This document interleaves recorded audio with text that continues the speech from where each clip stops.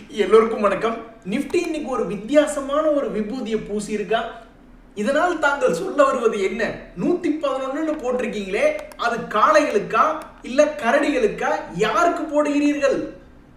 தற்சமயத்துக்கு Nifty பார்த்தோம்னா கிளியரா மேல் நோக்கி போற மாதிரி இருக்கான். இருந்தாலும் 111 அப்படின்ற நம்பர் வந்தங்காட்டி நம்மளுக்கு கொஞ்சம் யோசனையா தான் இருக்கு. ஒருவேளை கரடிகளுக்கு கும்பா பாட்டு பாடுறக்காண்டி இதுவா இல்ல காளைகளுக்கா, யாருக்கு அப்படின்றது நம்மளுக்கு புரியல. இந்த நேரத்துல நம்ம எலெக்ஷனை நெருங்கி வந்து கொண்டே இருக்கிறோம். இனி ஏப்ரல் மாசம் முடிஞ்சு, மே மாசம் முடிஞ்சு, ஜூன் மாசம் வரைக்கும் மார்க்கெட் இதே ரேஞ்சுக்குள்ள இருந்தா நல்லது அப்படின்ற மாதிரி நம்ம நினைச்சுக்கிட்டு இருந்தோம். மேல போனாலும் நம்மளுக்கு நல்லதுதான், கசக்குதான். நண்பர்களே, ஒரு காலத்துல ஃபாரினர்ஸ் வந்து நம்ம ஷேர் மார்க்கெட்ல செல்லிங் பண்ணி நம்மளுக்கு ஓவரா பிரஷர் கொடுத்துட்டே இருப்பாங்க. இப்பெல்லாம் அதுக்கு வேலையே கிடையாது. அதாவது இன்னைக்கு வந்திருக்கிற ஏம்பினுடைய டேட்டா அப்படின்ற நம்ம எடுத்து பார்த்தோம்னு வச்சுங்களேன், நம்மளுடைய மார்க்கெட்ல ஆல்மோஸ்ட் எவ்வளவு கோடிகள் போட்டிருக்காங்கன்னா 30,000 கோடிகள்.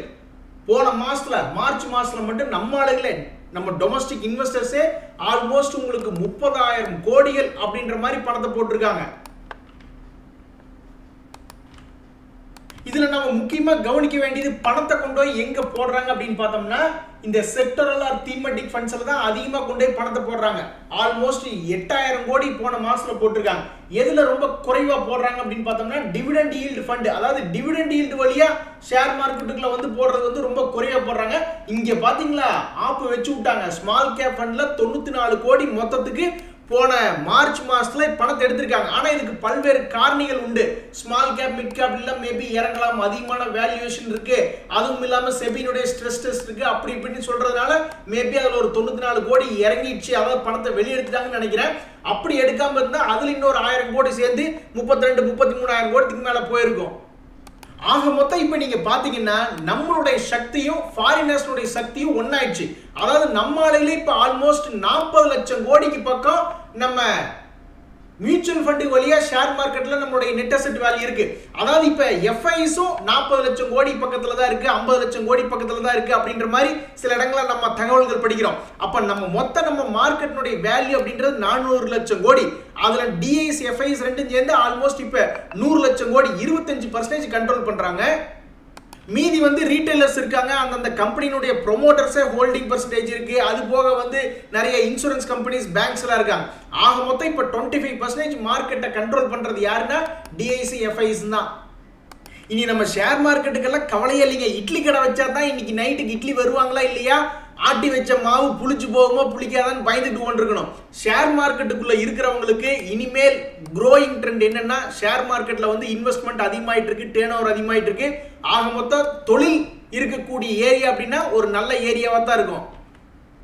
ஸோ இப்போதைக்கு ஷேர் மார்க்கெட்னுடைய சந்தை மார்க்கெட் அப்படின்றது நல்லா எஸ்டாப்ளிஷ் ஆயிடுச்சு.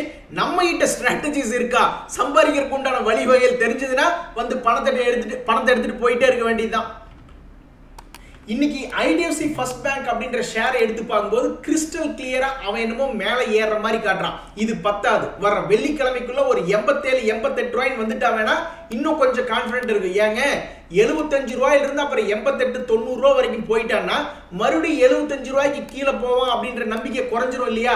ஸோ மானரோசம் உள்ளவன்டா இந்த சங்கரபாண்டி அப்படின்ற மாதிரி இந்த ஐடிஎஃப்சி ஃபர்ஸ்ட் பேங்க் வந்து நல்லா கிளியரா மேலே ஏறி வந்துட்டா, இனி அதை எவனாவது கெடுக்க, நான் அதை கெடுத்து விட வந்தவன்டா பால் பாண்டி அப்படின்ற மாதிரி ஷேர் மார்க்கெட்ல ஏதாவது நியூஸ் வந்து இவனை கெடுத்து விடாம இருந்தா சரி. மற்றபடி இவன் 87, 90 வந்துட்டு அதுக்கு அடுத்தடுத்து வரக்கூடிய மாதங்கள்ல 100 போனாலும் ஆச்சரியப்படுறதுக்கு இல்லை. நண்பர்களே, சன் டிவி ஷேர் யாரெல்லாம் வச்சிருக்கீங்க, உங்களுக்கு ஒரு சந்தோஷமான செய்தி. இன்னைக்கு ஒரே நாள்ல 6% ஏறி இருக்கான். இந்த மாதிரி சமீபத்தில் அவன் ஏறினதே இல்லை. பெரும்பாலும் நீட்டிப்படுத்த கிளியாவே இருந்த ஷேர் இன்னைக்கு திடீர்னு 6% ஏறி இருக்கான். இந்த சமயத்தில் எனக்கு என்ன ஒரு சந்தேகம் வருதுன்னா, இதுல ஏதாவது நியூஸ் வந்திருக்கா, ரஜினியினுடைய படம் ஏதாவது ரிலீஸ் ஆகுதா அப்படின்றத நம்ம தெரிஞ்சுக்கணும். ஏன்னா சில மாதங்களுக்கு முன்னாடி அந்த ஜெயிலர் படம் வந்ததுக்கு அப்புறம் தான் அவன் 400 ரூபாய் ரேஞ்சில இருந்து 700 ரூபாய் போனான். ஸோ இந்த சன் டிவி ஷேர் வச்சிருக்கிறவங்களுக்கு இப்ப சமீபத்தில் வந்த லோ 570 ரூபாய் ஒரு நல்ல டபுள் பாட்டத்துக்கு உண்டான அறிகுறியா இருந்து தொடர்ந்து இந்த ஷேர் மேலே ஏறி வந்து அவனுடைய பழைய கை 720 ரூபாய் தொட்டா கூட ஒரு ஷேருக்குள்ள ஒரு 100 ரூபாய் ஒளிஞ்சிருக்கிறதா நான் பாக்குறேன். ஆர்கேன் கெமிக்கல் ஒரு ஷேர் இப்ப சமீபத்தில் பாத்தீங்கன்னா கெமிக்கல் கம்பெனிஸ் எல்லாம் கொஞ்சம் ரீபவுண்ட் ஆகிற மாதிரி இருக்கு. இந்த ஏசிஐ அப்படின்ற கம்பெனி சாதாரணமாவே அவன் ஒரு மிகப்பெரிய வால்டிலிட்டியான ஷேர். ரொம்ப ஷார்ப்பான மூவ்மெண்ட். சமீபத்துல கூட பாருங்க 840 ரூபாயில இருந்து அவன் பாட்டுக்கு 560 ரூபாய் வரைக்கும் வந்துட்டு அப்புறம் ஒரு ஷார்ப்பான மூவ்மெண்ட். இப்ப மறுபடியும் இந்த ஏசிஐ இங்கிருந்தே மேல் நோக்கி வந்தாலும் சரிதான், அல்லது கீழே போயிட்டு மேல் நோக்கி வந்தாலும் சரிதான், இவனுக்குள்ள ஒரு அப்வர்ட் மொமெண்டம் இருக்கிறதா நான் பாக்குறேன்.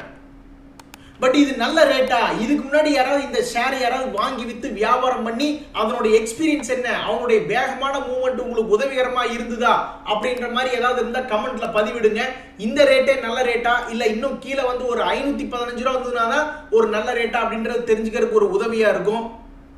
கெமிக்கல் கம்பெனில இன்னொன்னு பழனிக்கு ஃபேமஸ் பஞ்சாமிர்தம் அப்படின்ற மாதிரி கெமிக்கல் கம்பெனில இந்த நவீன் ஃப்ளோரோகெம் அப்படின்ற ஷேரும் ஒரு ஃபேமஸான கம்பெனி தான். இன்னைக்கு 6% ஏறி இருக்கான். ஸோ இவன் இனிமேல் போகக்கூடிய பாதை பூ பாதையா இல்ல சிங்க பாதையா அப்படின்றது தெரியல. இன்னைக்கு தான் 50 டேஸ் மூவிங் ஆவரேஜ் அப்படின்றது ஒரு மாதிரி நல்லா பிரேக் அவுட் பண்ணியிருக்கான். இவனு தொடர்ந்து மேல் நோக்கி ஏறி ஒரு 4000 ரூபா வந்தாலும் சந்தோஷம் தான், அல்லது ஒரு மல்டி பேக்கரா மாதிரி ஒரு 6000 7000 வந்தாலும் சந்தோஷம் தான். இதே போன்று இன்னொரு 2 சிறிய கம்பெனிகள், அதாவது ரெயின் இண்டஸ்ட்ரீஸ் அப்படின்றது ஒண்ணு, மேக் மணி ஆர்கானிக்ஸ் ஒண்ணு. இந்த ரெண்டுமே சிறிய விலை பங்குகள். 180 ரூபா இருக்கா ஒருத்தன், இன்னொருத்த 80 ரூபா இருக்கா. ஆனா இந்த 2 பங்குகளுமே தொடர்ந்து மேல் நோக்கி ஏற மாதிரி இருந்தால் இந்த make money organics trading pattern price pattern அப்படின்றது தற்சமயத்துக்கு ஏறுமுகமா இருக்கு.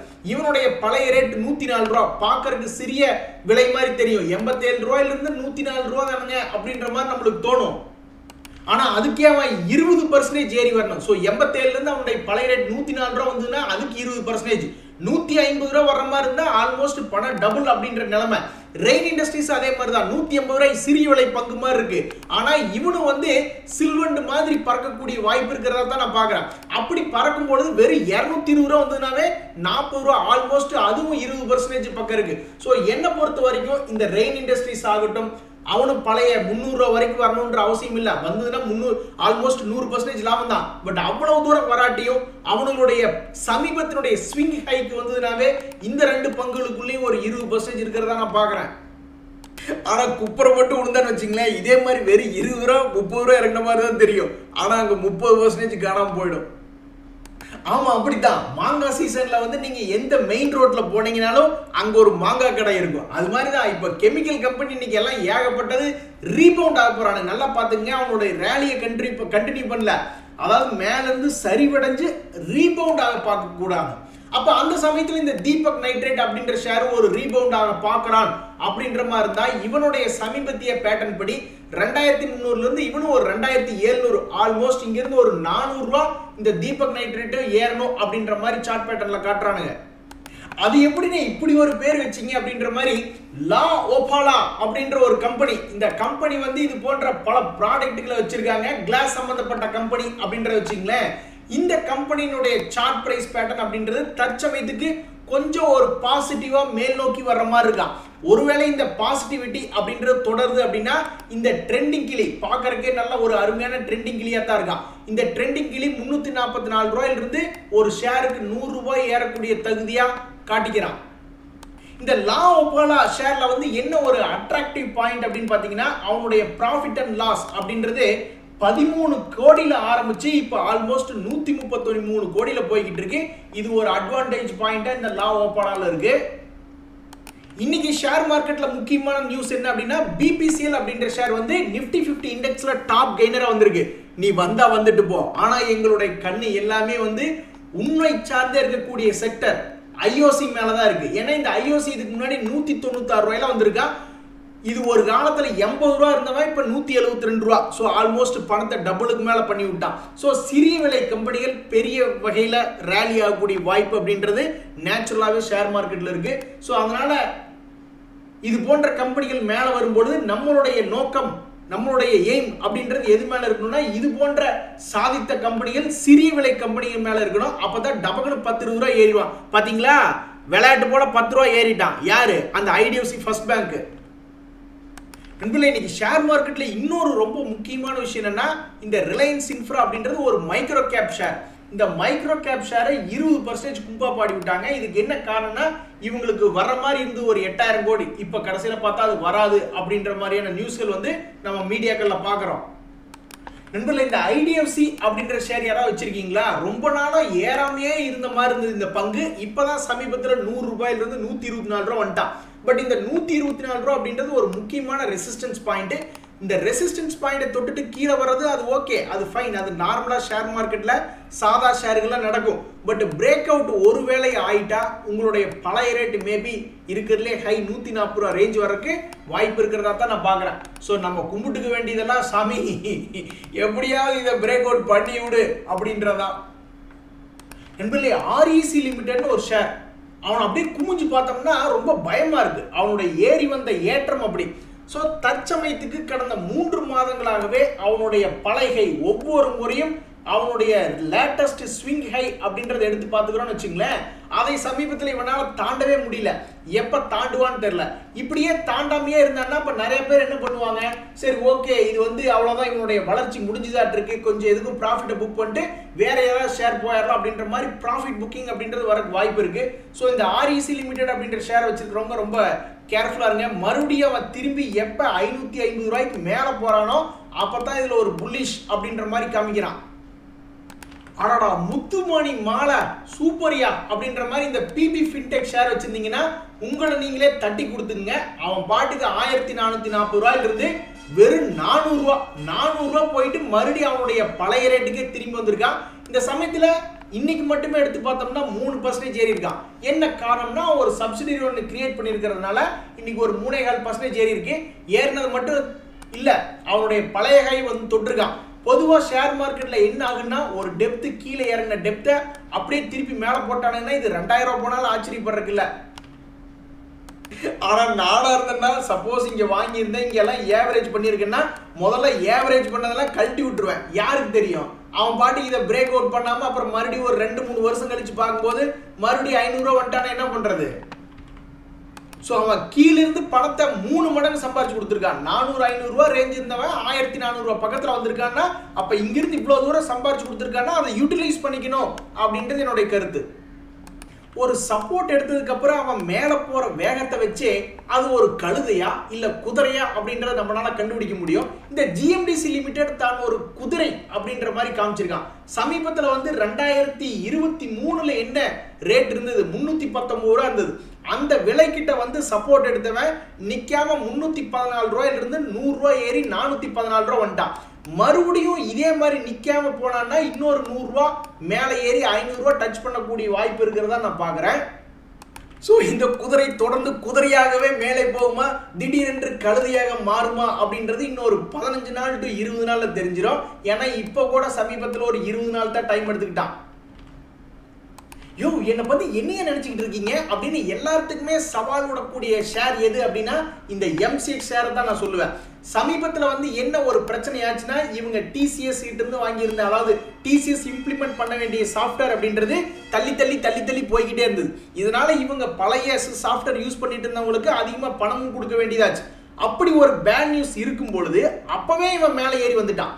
இப்ப மறுபடியும் RBI சில கண்ட்ரோல்ஸ்னால ஃபாரெக்ஸ் வால்யூம் இது குறையுமோ அப்படின்ற மாதிரியான ஒரு பிரச்சனை வந்துட்டு இருக்கிற சமயத்துல இப்ப கூட மறுபடியும் சமீபத்தில் ஏறி இருக்கான். ஏய் நான் வந்து குட் நியூஸ்ல ஏறறவன் கிடையாதுடா, நான் பேட் நியூஸ்ல ஏறறவன்டா அப்படின்ற மாதிரி MCX வந்து வேற லெவல் பண்ணிட்டு இருக்கான். இனி பேட் நியூஸ் எல்லாம் முடிஞ்சு போச்சு, இனி அவங்க என்ன பண்ண போறாங்கன்னு தெரியல, அப்படியே நீ ஸ்லோ ஆயிருன்னு நினைக்கிறேன். அவன் ஒரு நல்ல ஷேர் நீங்க எடுத்து வச்சிருப்பீங்க, கடைசியில பார்த்தா அவன் உங்களுக்கு உயிர் பயத்தை காமிச்ச மாதிரி ஆகி போயிடும். நான் இந்த ஹிந்துஸ்தான் யூனிலிவர் ஷேர் பிரைஸ் தான் சொல்றேன். இதுக்கு முன்னாடி 2700 ரூபாயில இருந்த ஷேர் தான். எப்ப இந்த 2024 ஸ்டார்டிங் சமயத்துல. அதுக்கு முன்னாடி இன்னும் ஏறி போனீங்கன்னு வச்சுங்களேன், அவன் தான் ஆல்மோஸ்ட் 2800 ரூபாய் இருந்த ஷேர் தான். ஆனா தற்சமயத்துக்கு ரொம்பவுமே வீழ்ச்சியா இருக்கு. இதுக்கு முன்னாடியே இந்த மாதிரி உயிர் பயத்தை காமிச்சிருக்க ஒரு இடம் யாருக்காவது ஞாபகம் இருக்கா? பழைய சப்ஸ்கிரைபர்ஸ் ஞாபகம் இருக்கும். 2021 இந்த ஷேரை பத்தி நம்ம டிஸ்கஸ் பண்ணிட்டு இருக்கலையே, கடன்னு ஒரே வருஷத்துக்குள்ள மறுபடியும் 1900 ரூபாய் ரேஞ்சுக்கு வந்துட்டான். மறுபடியும் அங்கிருந்து அவனுக்கு சக்தி இருந்தங்காட்டி தான் ஒரு ஷேருக்கு 1000 ரூபாய் ஏறி 2800 ரூபாய் வரைக்கும் போயிருக்கு. இப்ப கூட பாருங்க இந்த ஷேர் வந்து மறுபடியும் ஒரு 700 ரூபாய் பக்கம் வீழ்ச்சி அடைஞ்சிருக்கு. இந்த சமயத்துல என்ன பொறுத்த வரைக்கும் இது வந்து ஒரு சப்போர்ட் ரேட்ல தான் வந்து விழுந்திருக்கான். பட் இங்க சப்போர்ட் எடுக்க போறானா இல்ல அவனுடைய பழைய சப்போர்ட் 2000 ரூபாய் ரேஞ்ச் அங்க வந்து சப்போர்ட் எடுக்க போறானா அப்படின்றது தெரியல. இது எப்படி ஜீரோ ஆக போறது இல்ல எனக்கு தெரிஞ்சு. இந்த ஹிந்துஸ்தான் யூனிலிவர் எப்படி ஜீரோ ஆகும்? ஏதோ ஒரு பிரச்சனைனால கீழே வந்துகிட்டு இருக்கான். நீ 2200லயே சப்போர்ட் எடுக்கிறானா 2000ல சப்போர்ட் எடுக்கிறானா அப்படின்றத நான் ஒரு கேள்வியா பாக்குறேன். சோ இது போன்ற நல்ல ஷேர்ல ஒரு பெரிய ஷேர்னு எடுத்து வச்சுக்கிட்டு டவுன் ட்ரெண்ட்ல இருக்கும்போது என்ன பண்றதே தெரியாது. நண்பர்களே, இன்னைக்கு பெட்ரோனெட் வேற லெவல் ப்ராஃபிட். ஆல்மோஸ்ட் உங்களுக்கு பாத்தீங்கன்னா 5% ஏறி இருக்கான். ஒரு காலத்துல பீதி கிளப்பி விட்டாங்க, இந்த கம்பெனிக்கெல்லாம் ஆர்டர் கிடைக்குமோ கிடைக்காதோ அப்படின்னு அரசியலை புகுத்தி இது மாதிரி ஒரு மாதிரி பெட்ரோனெட் பத்தி பேசிட்டு இருந்தாங்க. அப்ப கத்தார்ல வந்து சில பிரச்சனைகள் போயிட்டு இருந்தது. உங்களுக்கு கேஸ் தராம வேற யாருக்கே தர போறா அப்படின்ற மாதிரி கத்தார் நம்ம நாட்டுக்கு உதவி செஞ்சதுனால அவன் பாட்டுக்கு ஸ்வங்கின்னு 200 ரூபாயில இருந்து 300 ரூபாய் போயிட்டான். ஸோ ஷேர் மார்க்கெட்டை பொறுத்த வரைக்கும் எந்த ஒரு பிரச்சனையினாலையும் அது கீழே இறங்குது அப்படின்னா அதுல ஒரு நல்ல விஷயம் நடந்ததுக்கு அப்புறம் அப்படியே திரும்பி பணத்தை சம்பாதிக்கத்தான் போகுது. அந்த ஏற்றத்துல நம்ம சம்பாதிச்சோமா, நம்மளுக்கு அதுல ஏதாவது பணம் கிடைச்சதா அப்படின்றதா கேள்வி. இப்ப கூட பாருங்க, இந்த பைசாலோ டிஜிட்டல் அப்படின்ற ஷேர் இன்னைக்கு 4% ஏறிட்டான். சிம்பிளா, ரொம்ப சிம்பிளா சமீபத்துல 60 ரூபா வந்தவன் 86 ரூபா போயிட்டான். இனி அப்படியே கொஞ்சம் கொஞ்சம் மேல வந்து 100 ரூபா போனான்னா ஆல்மோஸ்ட் பணம் டபுள். நான் கூட நினைச்சுக்கிட்டு இருந்தேன், இந்த பைசாலோ இங்கிருந்து மேல 100 ரூபா போனாலும் சரிதான், அல்லது கீழே ஒரு 30 ரூபா வந்துட்டு அப்புறம் 100 ரூபா போனாலும் சரிதான் நான் நினைச்சுக்கிட்டு இருந்தேன். அவன் நான் இங்கிருந்தே மேல போறேன்ட்டு போயிட்டான். ஆஹா, சூனா போனா நம்மளுடைய அருமை பெருமைகளுக்கெல்லாம் ஆபத்து வந்துட்டு போல இருக்கு அப்படின்ற மாதிரி. இப்ப எந்த ஒரு நிகழ்வு நடந்தாலும் அதுக்கு 2 பக்கம் இருக்கும், பாசிட்டிவ் இருக்கும், நெகட்டிவ் ஒன்று இருக்கும். இப்ப மீடியாக்கள்ல என்ன ஒரு நியூஸ் அப்படின்ற மாதிரி வருதுன்னு பார்த்தோம்னா, இந்த எலான் மஸ்க் வந்து ஏப்ரல் 22வது வாரத்துல வந்து பிரைம் மினிஸ்டர் சந்திக்க போறாரு அப்படின்ற மாதிரி ஒரு நியூஸ் வருது. அவங்க எதுக்கு சந்திக்கிறாங்க, என்ன பண்ண போறாங்கன்னு அவங்களுக்கு தான் தெரியும். அவங்களுக்கு தான் மீட்டிங் அஜெண்டா என்னங்கிறது தெரியும். பட் இருந்தாலும் இடையில இந்த புலிக்குட்டிகள் புலன் விசாரணை அப்படின்ற பேர்ல மீடியாக்கள் நம்மளுக்கு நிறைய நியூஸ்ல கொண்டு தருவாங்க. அந்த சமயத்துல ஒருவேளை ஏதாவது கம்பெனி ஆரம்பிக்க போறாங்களா அப்படின்ற நியூஸ்ல கிளப்பி விட்டுட்டு இருக்காங்க. அந்த மாதிரி வர மாதிரி இருந்ததுன்னா ஒரே ஒருத்தருக்கு பிரஷர் வரலாம் அப்படின்னா என்னை பொறுத்த வரைக்கும் மேபி டாடா மோட்டருக்கு தான் வரலாம். ஏன்னா டாடா மோட்டர் இப்ப நம்பர் 1 இருக்காங்க, அபரிமிதமா இருக்காங்க எலக்ட்ரிக் வெஹிக்கிள் சேல்ஸ்ல. இவங்களும் எலக்ட்ரிக் வெஹிக்கிளுக்கு தான் வர முடியும், இந்த எலான் மஸ்க் அப்படின்றவங்க. ஸோ அப்படி வரும்பொழுது மேபி அவங்களுடைய சின்ன மார்ஜினை பிடிக்கிற மாதிரி, எங்க இதெல்லாம் நம்ம நியூஸ் எப்படிங்க தவிர்க்க முடியும், இப்படித்தான் ஏசியன் பெயிண்ட்னு ஒரு நல்ல அருமையான கம்பெனி, அவன் பாட்டுக்கு வாழ்க்கையில மேலதான் நான் போவேன்னு அடம் பிடிச்சு மேல போய்கிட்டே இருந்தான்.